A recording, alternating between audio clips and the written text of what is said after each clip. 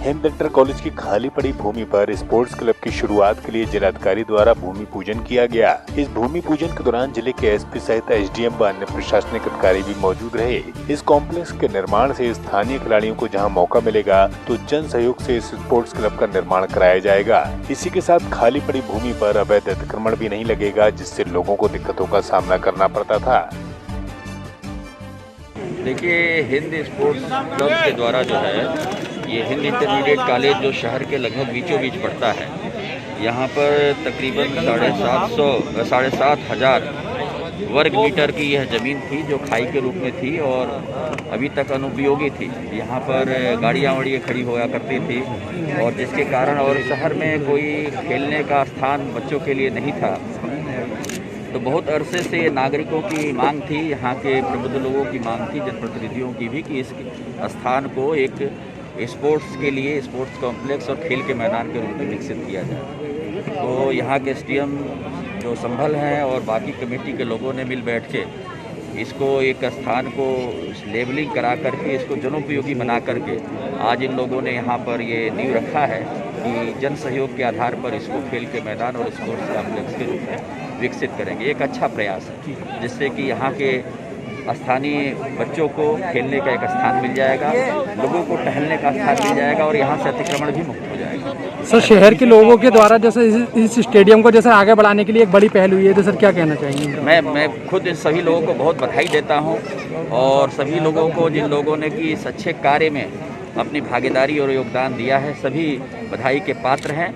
और इससे दोनों फ़ायदे होंगे कि यहाँ पर जो संभल नगर में बहुत दिनों से एक आवश्यकता थी कि एक खेलने का स्थान, स्पोर्ट्स का एक कॉम्प्लेक्स बन के मिले बच्चों को, वो भी मिलेगा। दूसरा, यहाँ पर जो अवैध अतिक्रमण वगैरह करके लोग या गाड़ियों को खड़े करके जो तमाम इस प्रकार के एलिमेंट्स यहाँ पर रहते थे, उनसे भी छुटकारा प्राप्त होगा।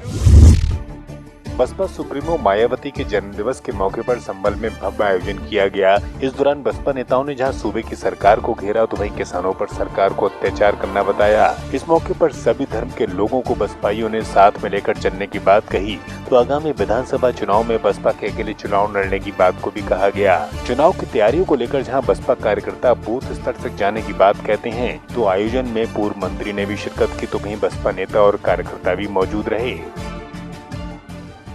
देखिए, हमारे मुद्दे जो रहेंगे सन 22 में जी, इससे बड़ा मुद्दा और क्या मिलेगा कि हिंदुस्तान के अंदर बेरोजगारी फैली हुई है।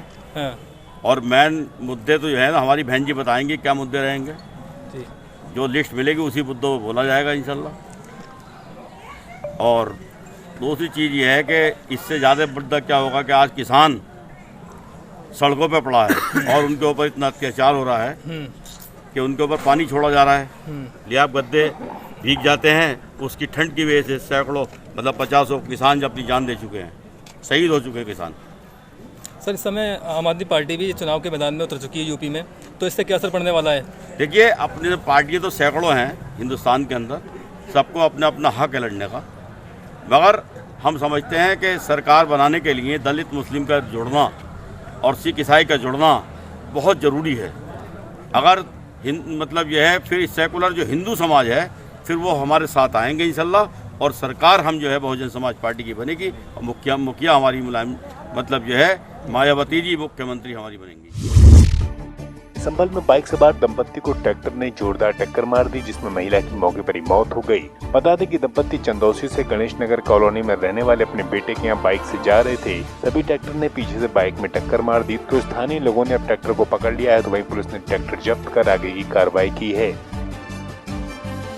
संभल से खलील मलिक की रिपोर्ट।